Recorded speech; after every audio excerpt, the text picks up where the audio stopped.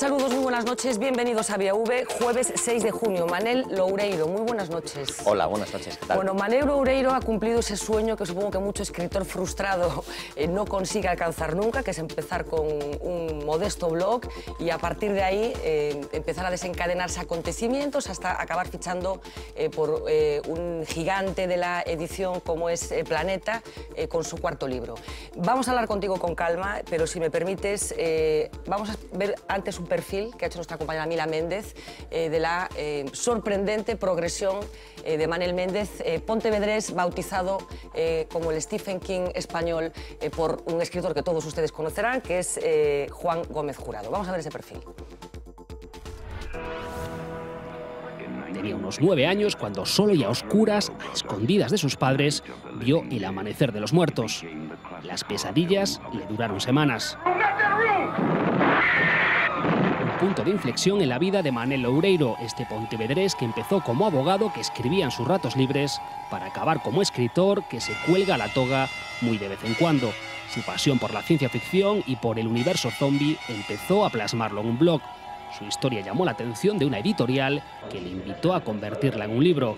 Así nació Apocalipsis Z. Ambientada en Pontevedra, la historia de supervivencia ante un entorno hostil y una civilización que se desmorona está protagonizada por un abogado y su gato Lúculo, que recibe el nombre de aquel patricio romano apuntado en la historia como el inventor de las orgías. Con carga autobiográfica, la obra, construida como una trilogía, completada con Los días oscuros y La ira de los justos, le catapultó a los primeros puestos de las listas de ventas. No solo en España, su rotundo éxito en países como Brasil, Italia o Estados Unidos sorprendió al propio autor. Entró en el top 10 de Amazon, donde llegó a alcanzar el número 1 en la categoría de horror, por encima de su admirado Stephen King. Recibió inspiración de las películas de George R. Romero o de los cómics de Kirkman. Dice que para escribir prefiere aislarse sin teléfono, televisión ni internet en una parroquia del municipio pontevedrés de Cotobade. Mientras su trilogía se prepara para saltar a la pantalla, Loureiro acaba de publicar su nueva obra. Un thriller que empezó llamándose Valkyrie, como el transatlántico de los años 30 en el que se ambienta y que se ha publicado bajo el título del último pasajero. Fue uno de los impulsores de la iniciativa Un euro, un libro, en favor de Save the Children. Lector empedernido, cuenta en su biblioteca particular con más de 10.000 ejemplares. Los de sus obras han hecho vibrar ya a miles de hogares gallegos. Bueno, miles de hogares gallegos y no gallegos, estamos hablando de un autor que vende en todo el mundo. ¿Cómo ha llegado el hijo del exalcalde de Cotobade y de una directora de enfermería del Sergas a encontrar este filón en los zombies y en el misterio y en el terror en general? La verdad es que no lo sé, yo necesitaba escribir, era algo que para mí resultaba fundamental porque cuando estaba trabajando en un despacho de abogados, con un nivel de exigencia muy alto en aquel despacho, estaba todo el día escribiendo literatura jurídica, recursos, querellas, demandas, las contestaciones a los recursos, a las querellas, a las demandas. La literatura jurídica es muy técnica y es muy árida, es como la música militar a la música, es decir, tiene una perfección técnica muy alta, pero no le falta algo de espíritu. Yo necesitaba escribir algo que no tuviese nada que ver con ese ordenado mundo del derecho y entonces empecé a escribir mi primera novela, pero un poco por terapia personal, por higiene mental, para desintoxicarme de todo ese mundo farragoso jurídico en el que estaba metido. Y lo que yo no sospechaba es que esa primera novela que empecé a escribir, como decían en el vídeo, en un blog, porque la iba colgando en internet, ¿por qué no? Es decir, tenía dos opciones, o colgarla en un blog o guardarla en un cajón y que dentro de 40 años mis nietos dijesen, mira, el abuelo cómo se le iba la cabeza. Pues la iba colgando en un blog sin mayores pretensiones. Lo que pasa es que mi sorpresa fue que los 10 primeros lectores se transformaron en 100, los 100 se transformaron en 1000, los 1000 en 5000 y cuando me quise dar cuenta pues tenía 1,5 millones de lectores, ya había dado el salto al papel.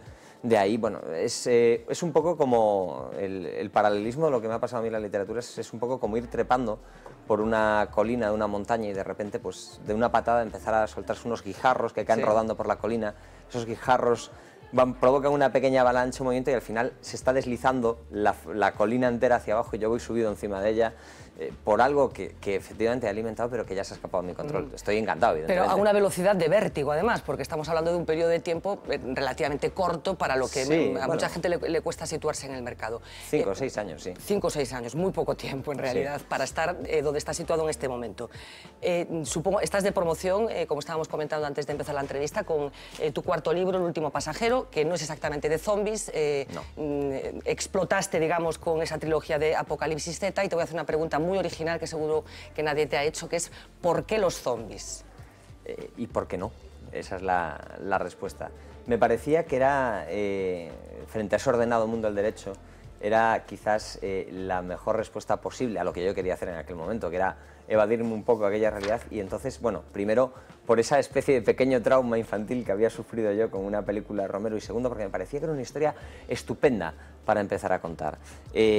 Porque siempre nos habían contado ese tipo de historia, esa ucronía, esa situación de que el mundo se acaba, de que todo lo que damos por sentado no vale, y siempre nos lo habían contado desde un punto de vista norteamericano. Es decir, el protagonista siempre es un tipo que vive en un suburbio de Atlanta o de Nueva York, que de repente se ve arrastrado a enfrentarse y a luchar por su vida. Yo quería contar esa historia, pero desde el punto de vista de una persona que viviese aquí, con las circunstancias reales de aquí. No quería un héroe al estilo americano que sabe manejar 5 tipos de armas distintos, 20 tipos de vehículos, y que aparte siempre tiene esa sonrisa sardónica en la boca para llevarse a la chica. No, quería un personaje real, alguien que pasase miedo, alguien que se equivocase.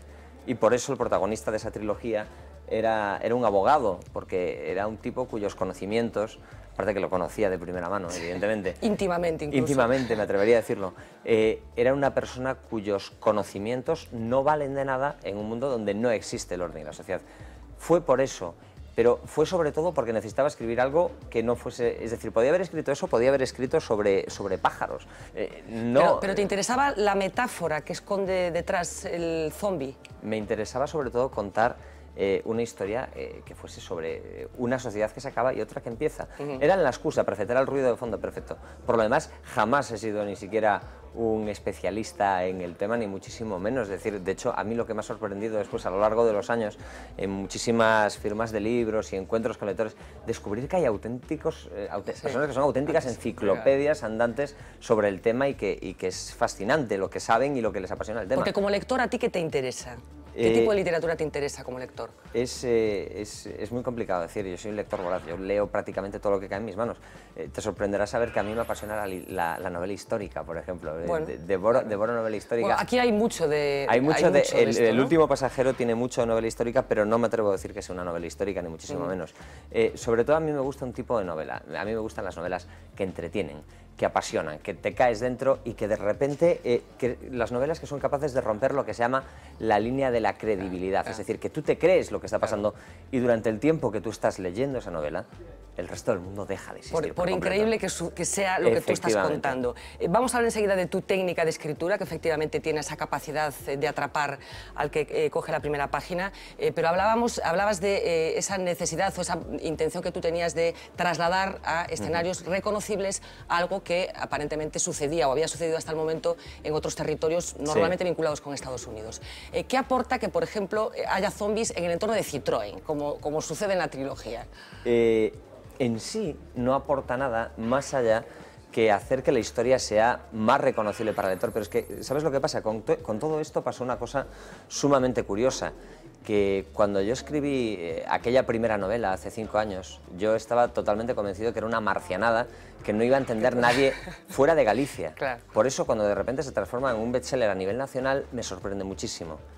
Cuando de repente empieza a venderse con muchísimo éxito en un montón de países del mundo, mi primera pregunta es esa misma, es decir, ¿cómo puedo interpretar un tipo de Wisconsin o un tipo de Moscú o un tipo de Múnich esa historia de un abogado correteando entre Pontevedra, Bueu, Vigo...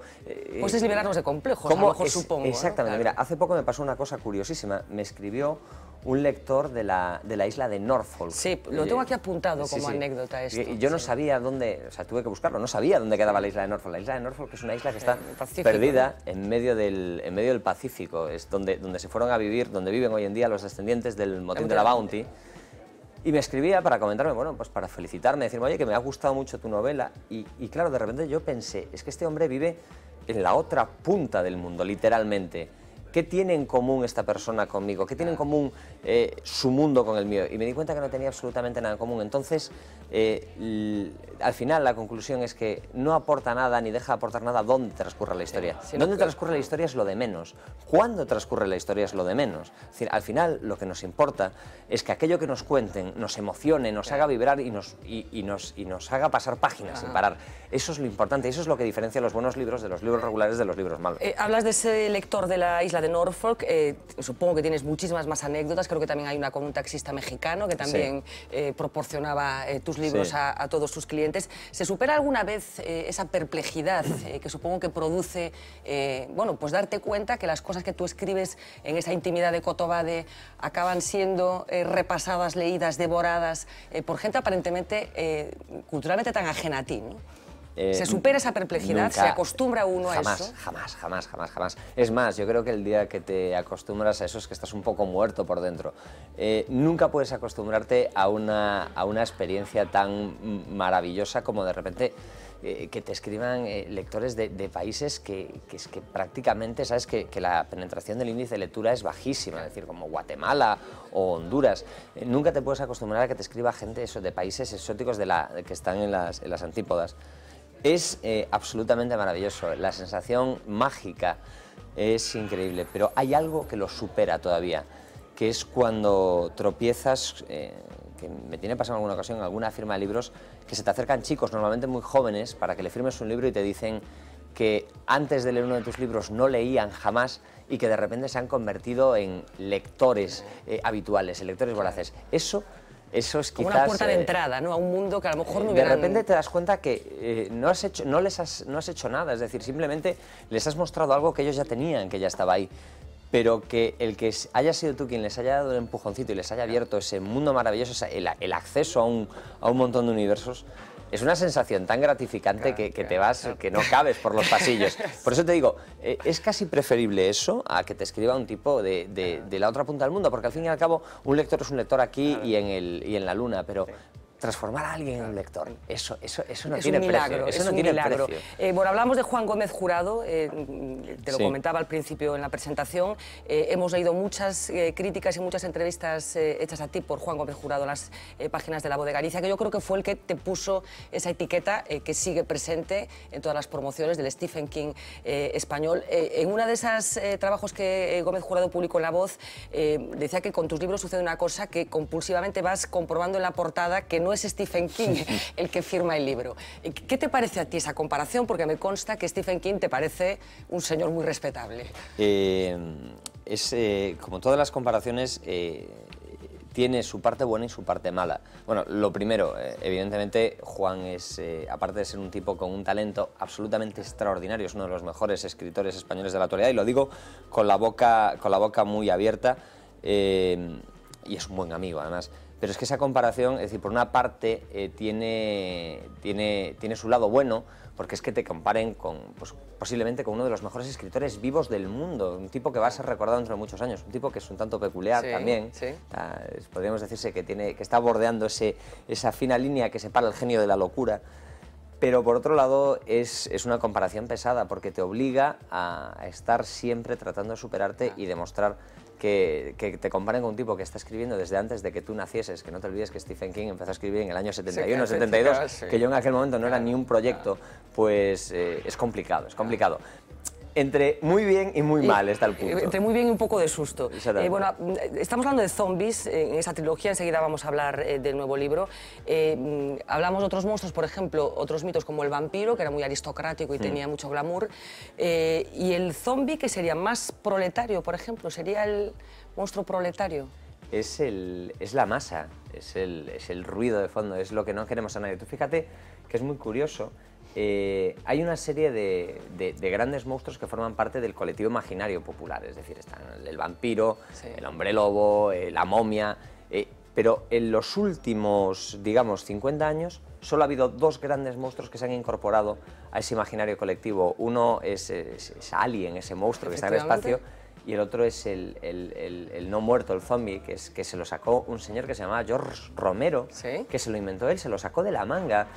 Cogió el zombie del vudú, del folclore haitiano, que era un tipo que se muere y que llega un hechicero, lo resucita y lo trae a la vida de nuevo para que sea su esclavo, y de repente el tío hace un caldo y dice, no, se van a levantar todos a la vez y encima van a ser como depredadores y nos atacan. Es una cosa que la ideó para una peli de cine 68, de... no estamos hablando del año 68. Del 68, sí. Y rodó su primera película para que fuese una película de cine de verano, de estas de auto, ¿sabes? De llevar a tu novia y apretarla así para que pasase miedo. Sin pretensiones ninguna. Sin pretensiones, y sin quererlo, acabó creando un icono moderno, reconocible. Entonces, pero ese icono tiene una peculiaridad que es fantástica, que es que frente a los demás iconos, es decir, que como el vampiro, por ejemplo, o el hombre lobo, que son siempre los protagonistas de sus películas, es decir, tú piensas en cualquier peli o cualquier historia de vampiros, el prota es un vampiro. Una peli de hombres lobos, el prota es el hombre lobo, la momia, el prota... Pero en una historia en la que haya zombies, los zombies jamás, o casi nunca, salvo excepciones muy concretas... Hay un protagonista. Son los protagonistas, son siempre el ruido de fondo. Los protagonistas somos nosotros, los seres humanos, porque conservamos nuestra individualidad. Lo que nos hace únicos, lo que te hace única a ti, lo que me hace único a mí, lo que hace únicos a los que nos estén viendo, es nuestra propia personalidad, nuestra esencia. Si perdemos eso, si dejamos de ser eso, ¿qué somos? Somos un ruido. Entonces, nadie quiere ser un ruido, todos queremos ser nosotros mismos, o a veces queremos ser otras personas, sí, pero eso es otra historia. O por lo menos intentarlo. Hablabas de esa originalidad de Romero en esa película del año 68, pero yo, preparando esta entrevista, me apareció una imagen que tiene que ver con Galicia, pensé incluso en Cotobade, en el sitio en el que tú escribes, que es la Santa Compaña, que algo de zombie tiene, ¿no? Hombre, somos como... es algo que a veces me lo preguntan por ahí y yo siempre lo digo. En Galicia la relación entre los vivos y los muertos está muy próxima. Es una línea que muchas veces se desdibuja, sobre todo en el ámbito rural, no solo la Santa Compaña, San Andrés de Teixido, esa procesión que tienes Santa Marta de Ribarteme. Sí, pero que esas procesiones ahora porque se está perdiendo, pero es que hasta hace poco la gente que iba se sacaba el billete de autobús y compraba su billete y un asiento vacío para el muerto que no podía ir. Es decir, esa sensación de que caminamos vivos y muertos mezclados forma una parte tan intensa de la forma de ser de Galicia, está tan intrínseca en nuestra cultura que lo vemos con muchísima naturalidad. Esas procesiones que van pues, metidos en los ataúdes. Metidos en los ataúdes, o sea, que lo ven fuera y les parece pues, una cosa tan siniestra y tan fuera de punto.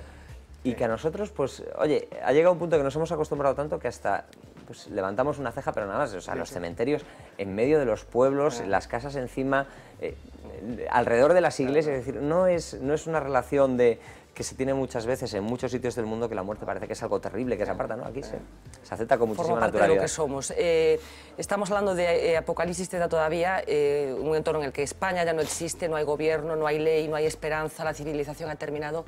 ¿Seguro que es ficción esto o estás describiendo la España actual?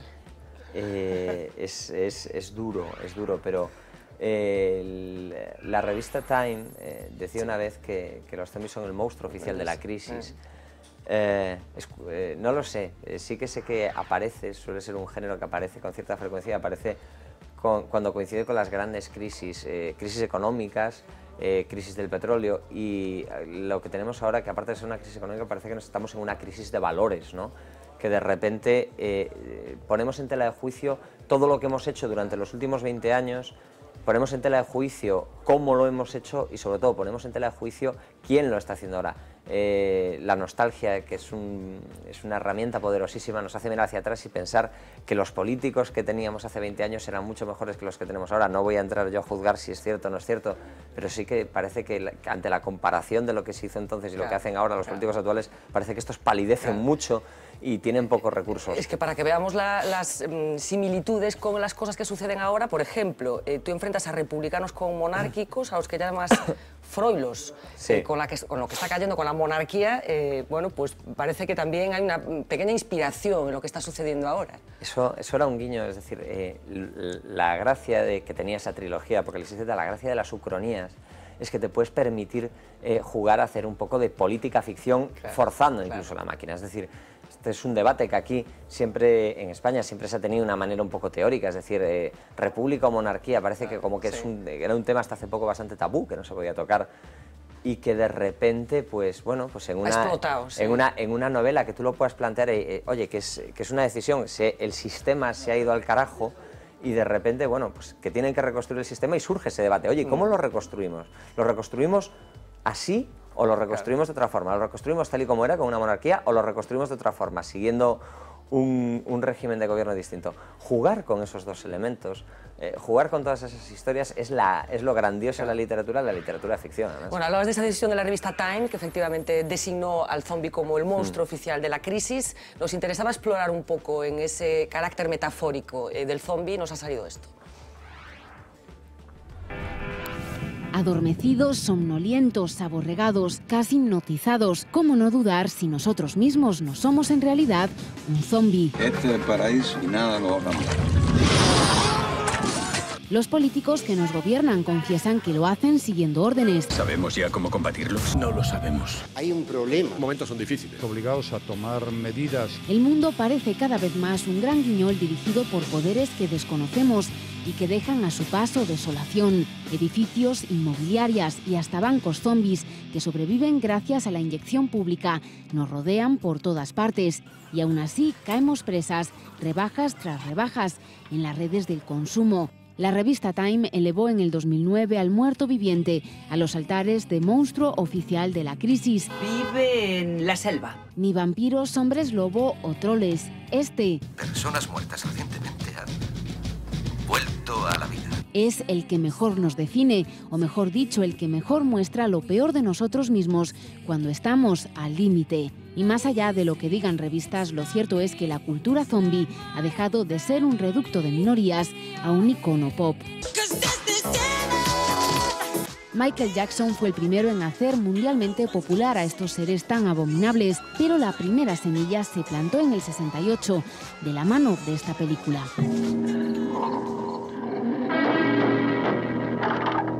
Toda una crítica encubierta a la guerra de Vietnam y al uso del napalm, con secuela incluida. Pero tras la efervescencia de los 70 y 80, los zombies perdieron la poca vida que les quedaba y hubo que esperar al cambio de siglo para que resucitaran de sus cenizas.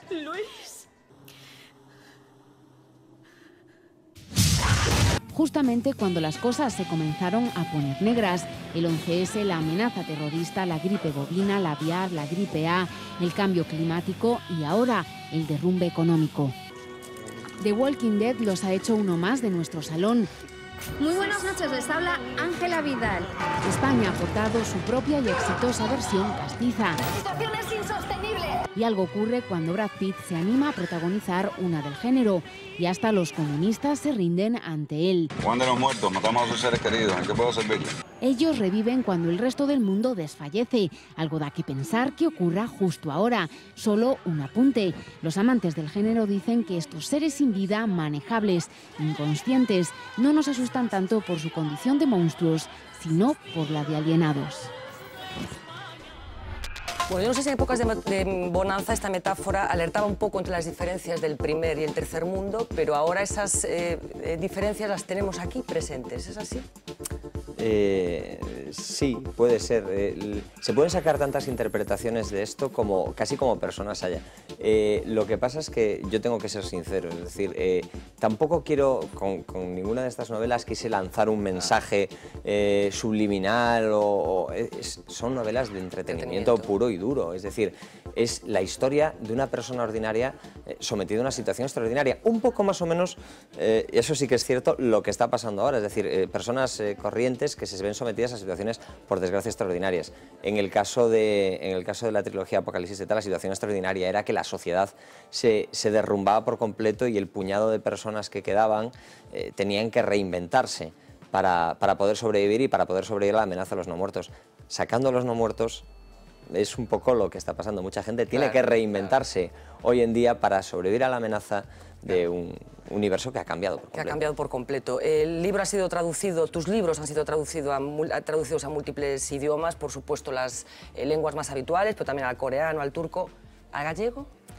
Es muy curioso porque es una cosa que a mí me llama poderosamente la atención. Mis libros están traducidos a idiomas tan improbables como el turco o el armenio, es decir, y sin embargo no están traducidos al gallego. Yo creo que eso es un poco, no es por falta de interés, sino que yo creo que es un poco por falta de músculo por parte de la industria editorial gallega, o falta de reflejos, no lo sé, no sé qué es, sinceramente, pero es algo que a mí me llama poderosamente la atención. Tú vas a cualquier librería y efectivamente encuentras una amplia oferta de títulos en gallego, pero si empiezas a rebuscar, te encuentras con que no tienes los últimos títulos, los grandes bestsellers, lo que está leyendo todo el mundo, no en todo el mundo, no están, cosa que por ejemplo en Cataluña no pasa.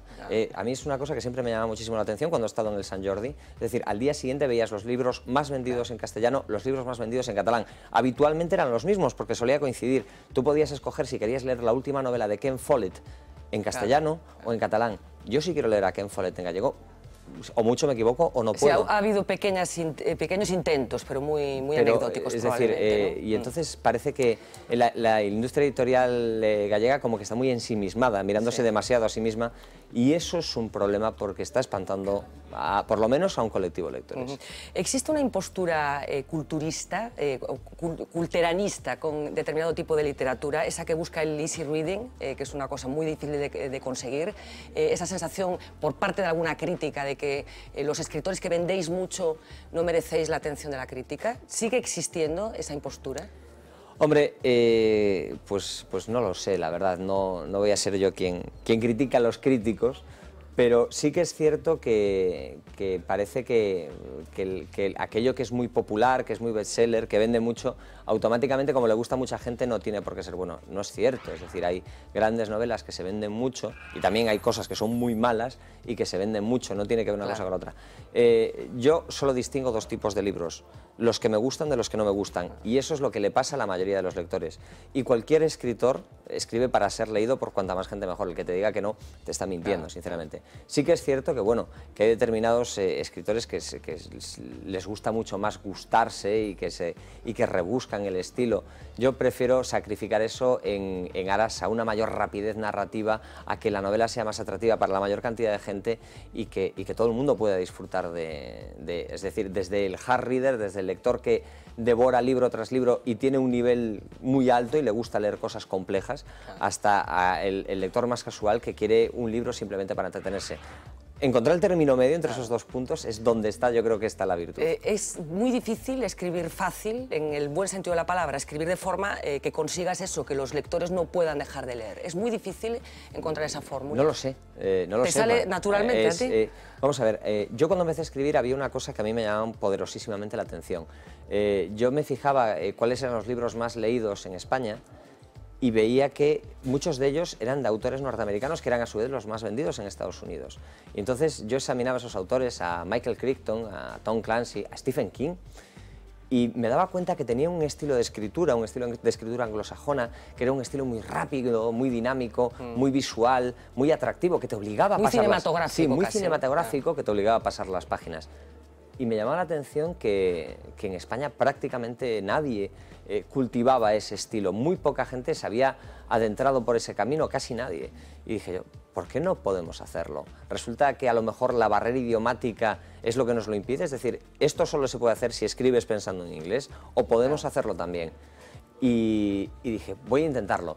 Y lo hice, y fíjate, curiosamente, se puede, funciona. Es decir, y no he descubierto la pólvora, simplemente estoy replicando un modelo que funciona y que atrae a miles de lectores, que para mí, insisto, es muchísimo más importante que miles de personas se sumerjan en la aventura de la lectura antes que escribir para una minoría como muy culta y muy refinada que parece que solo es para ellos. Pero te obliga a hacer mucha autocensura, en el sentido de que tú te pones a escribir y de repente dices, no, aquí tengo que... No, para nada. Esto se me va a liar. Para nada, para nada.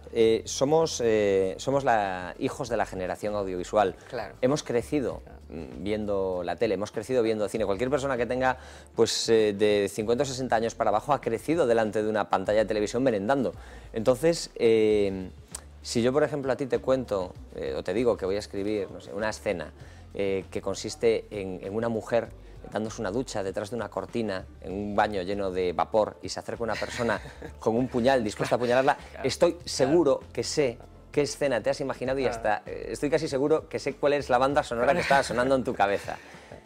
¿Qué significa eso? Que hay imágenes que ya forman parte de nuestro acervo imaginario colectivo Y entonces, como eso ya forma parte de nuestro imaginario colectivo, ya tenemos un montón de piezas narrativas que nos permiten contar las historias de una manera mucho más visual, mucho más dinámica, mucho más rápida, porque ya tenemos las referencias, todos tenemos las referencias. Aparte, ahora vivimos una época de permeabilización. Recursos literarios están pasando al cine, del cine a las series, y de las series, a su vez, están pasando a los libros. Es decir, ahora se están usando recursos en las novelas, como los cliffhangers, es decir, dejar el capítulo en lo alto al final, que es muy típico de teleserie, los MacGuffins, que es decir, utilizar un recurso para que los protagonistas tengan que hacer algo, que hace años no se usaban. Jugar con todas esas cosas, esa mezcla de estilos, hace que cada vez sea más parecido. Si eso se puede hacer, ¿por qué no utilizar los recursos narrativos que se están utilizando en otras partes del mundo para crear historias aún más atractivas? Y esto, que podría ser una postura teórica mía, al final resulta que yo lo he plasmado, lo llevo al papel y funciona. Y si funciona, quiere decir que mucha más gente lo puede hacer. ¿Y por qué? Porque a la gente le gusta leer ese tipo de historias. Entonces no cuesta esfuerzo, es la manera que yo entiendo que es la correcta de contar las cosas. Bueno, estamos hablando de zombies, los has dejado aparte en este último libro, El último pasajero, ambientada en el año 1939, con un barco, el Valkyrie, inspirado en un barco que existió de verdad, el Wilhelm Gustloff, lo voy a decir bien, es difícil de pronunciar. Construido en el año 38 por la Alemania nazi, aquella siniestra e inquietante organización que se llama la KDF, Fuerza a través de la Alegría, que se encargaba de organizar los momentos de ocio de los ciudadanos según aquella filosofía nacional socialista que, entre otras cosas, por ejemplo, alumbró el Volkswagen, el coche del pueblo. Bueno, todo lo que rodea a Hitler y al nazismo, que supongo que tuviste que investigar de una manera más concienzuda a raíz de la escritura de este libro, supongo que es una fuente brutal de inspiración de cosas siniestras, ¿no? Vamos a ver, en El último pasajero, el nazismo no es un protagonista, ni mucho menos. Es una especie de escenario de fondo, porque tú piensas que la novela transcurre básicamente en la actualidad. Aunque arranca en 1939, transcurre en la actualidad. Pero sí que hay unos hechos sucedidos en aquella época que se arrastran y que tienen que ver con lo que pasa hoy. El nacionalsocialismo es una cosa que nos genera es como un accidente de tráfico. Sabemos que no debemos mirar, pero no somos capaces de apartar los ojos, porque es una mezcla muy extraña. Por una parte, sabes que es una ideología terriblemente perversa y maligna, o sea, es espantoso, mandó a millones de personas a la muerte de manera organizada, es decir, no puede ser aceptable bajo ningún concepto, pero al mismo tiempo tenía una estética y una puesta en escena tan buena que aún hoy, 70 años después, nos sigue resultando fascinante. Y dentro de esa ideología maligna había cosas absolutamente sorprendentes. Lo que has comentado tú del KDF, el Kraft du Freude, la fuerza a través de la alegría, era una organización que se encargaba de organizar actividades de esparcimiento para los trabajadores del rey. Tú fíjate, dentro de esa ideología maligna se habían preocupado de que la clase trabajadora tuviese acceso a cosas que hasta ese momento solo estaban disponibles para la clase adinerada, como podían ser los cruceros en el mar. Parece un contrasentido, ¿verdad?, la idea que tenemos del nazismo con esto.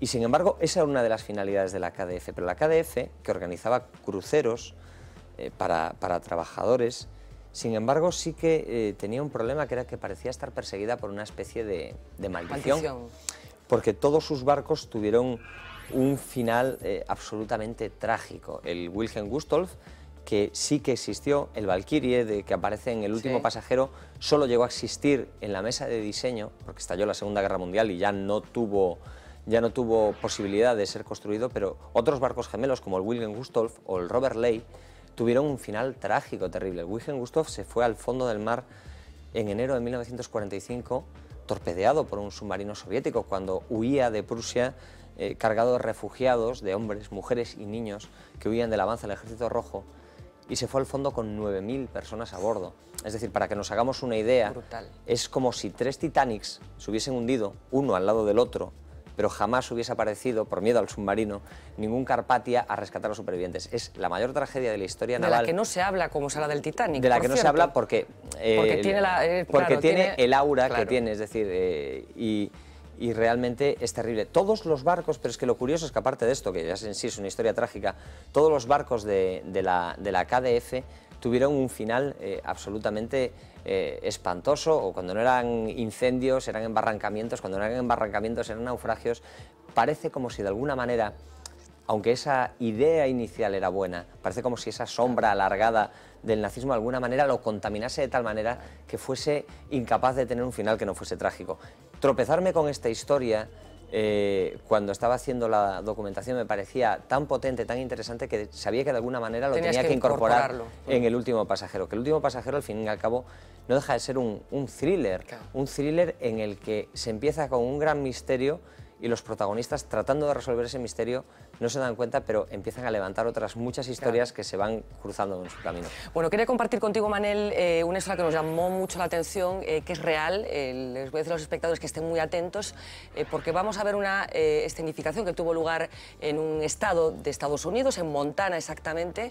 Estaba la gente viendo un programa de televisión y en un momento determinado pasó algo. Vamos a verlo.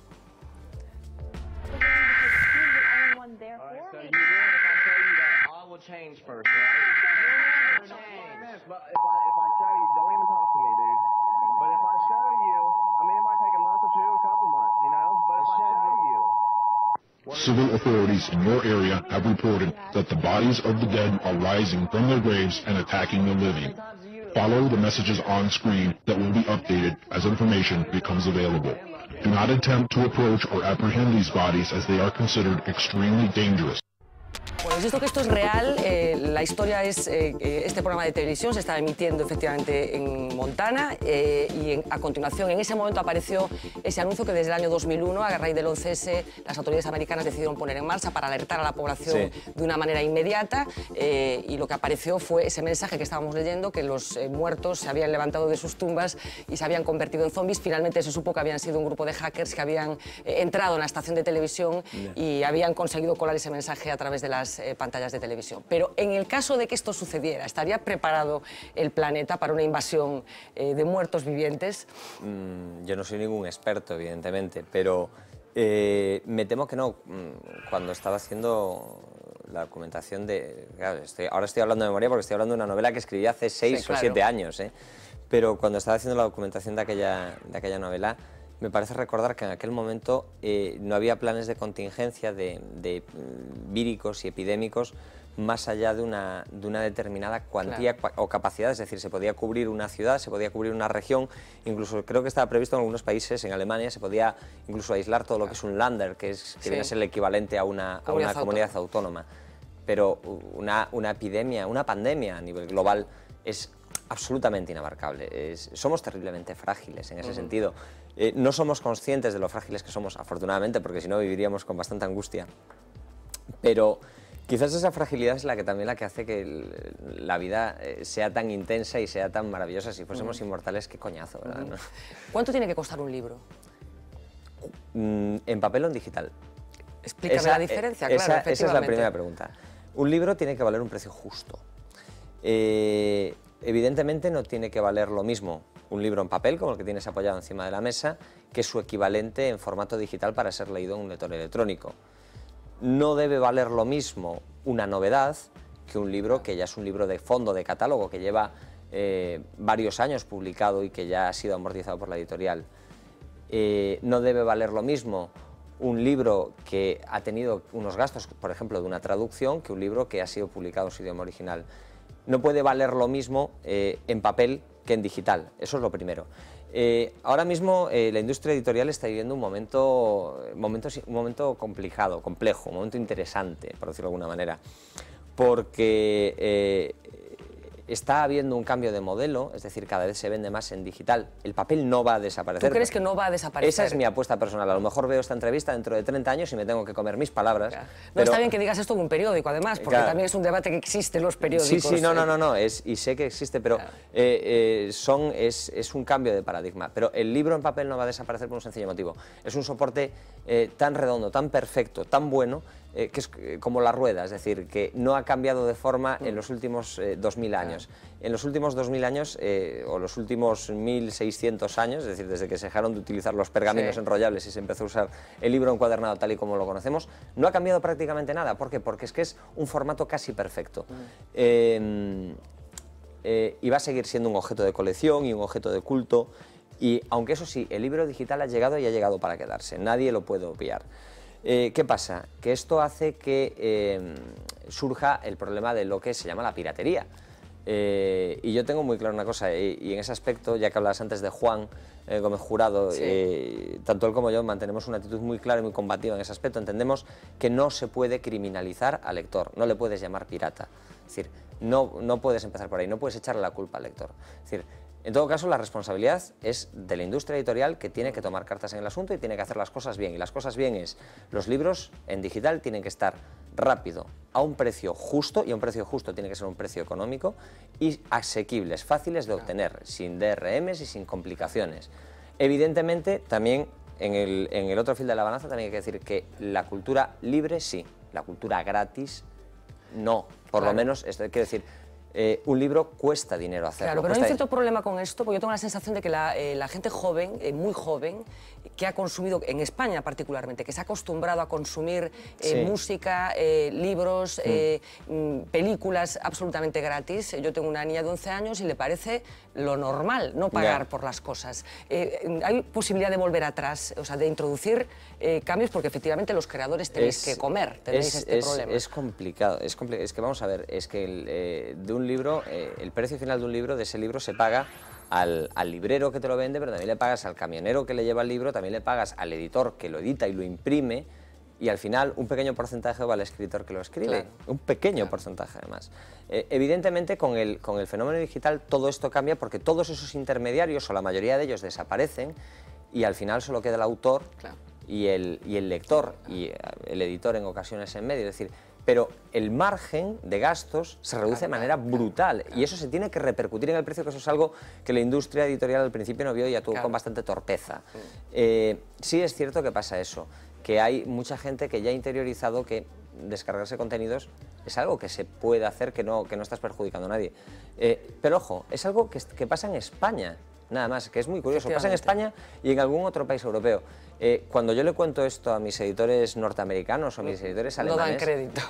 Les parece un auténtico disparate, y dice, pero ¿cómo es posible? Porque no entienden ese comportamiento. Claro, también si te paras a pensar que el precio de venta de un libro digital en Estados Unidos, de uno de mis libros, por ejemplo, es de $2,99, y aquí en España, pues no sé, pero la última vez que miré era de 5,99 €. Es decir, comparas el poder adquisitivo de un país con el poder adquisitivo de otro, y te das cuenta que hay algo que está funcionando hay algo que no está funcionando bien. Es decir, ¿dónde está la solución? Yo no la sé, porque evidentemente, aunque soy parte de la solución y del problema, no tengo todas las respuestas, pero sí sé que está en algún punto del camino intermedio, que se tienen que acercar las dos posturas. No puede ser ni lo que es hoy en día, de precios, ni puede ser el todo gratis. No puede ser que una novela como El último pasajero, que salió hace una semana, esté ya disponible, pues que se pueda ya ver, se puede descargar, y tampoco puede ser que tenga un precio de partida muy alto. Es decir, en algún punto en el medio del camino, de concienciación por parte de los lectores y de concienciación por parte de los editores, está el justo término medio. Y yo me mojo mucho con esto, y sé que con esto piso muchos callos, tanto en un lado como en el otro, porque es imposible dejar a todo el mundo contento, y sé que ahora habrá gente que nos esté escuchando o viendo y estará pues o de acuerdo conmigo o en desacuerdo con cualquiera de las dos posturas, pero es que el sector editorial tiene que evolucionar para adaptarse a esto, y los consumidores, los lectores, también tienen que ser conscientes de que el camino no pasa porque sean las cosas gratis, el camino pasa porque tenga un precio justo, nada más. Bueno, estamos acabando ya, pero me interesa mucho saber si te da miedo la muerte. Como a todo el mundo, lo justo y necesario. No lo sé, la postura fácil sería ahora hacerme el gallito aquí delante tuyo y decirte, no, a mí no, que me va a dar miedo la muerte. Supongo que llegado el momento, pues me apretaré los machos como todo el mundo y me asustaré. Es inevitable asustarse. Estamos programados para querer vivir intensamente y maravillosamente. Lo que pasa es que si eres como yo, los que piensa que simplemente es un punto y aparte para continuar otra maravillosa aventura en otro lado, que no sé cómo es, pues en el fondo, si te vas a pensarlo así, a lo mejor se te va un poco el miedo. Miedo siempre, pero relativo. Pues Manel Oureiro, de verdad, un auténtico placer. Muchísimas gracias. Un orgullo que un escritor de Pontevedra, de Cotobade, esté codeándose con los grandes, que esa fórmula que tú te has percatado que tiene éxito, efectivamente lo tiene. Y, por cierto, ¿van a ganar los zombies? ¿Van a perder? No lo sé. ¿No lo sabes? No lo tengo claro, no lo tengo claro. Yo lo único que tengo claro es que ahora mismo estoy embarcado en el Valkyrie, estoy embarcado en el último pasajero, donde no hay zombies, donde por fin, después de 5 años, dando vueltas y tropezándome con ellos por todas partes, los he dejado atrás definitivamente y no me apetece ya volver a tropezarme con ellos en una temporada. El último pasajero es una historia donde las cosas no son como parecen, donde ese barco que aparece a la deriva en medio de la niebla, sin tripulación ni pasaje, pero solo con un pequeño bebé de pocos meses a bordo, es el inicio de un misterio que cruza 7 décadas hasta la actualidad, y esa es la historia en la que estoy embarcado ahora y la que me apetece contar y explicar. Pues muchísima suerte, Manel, de verdad, muchísimas gracias por acompañarnos esta noche. Vamos a seguir hablando de zombies, aunque Manel ya los ha dejado aparte, pero seguro que de la actualidad del día van a formar parte algunos de esos zombies desde el punto de vista metafórico, pero lo vamos a hacer después de la publicidad. Hasta ahora.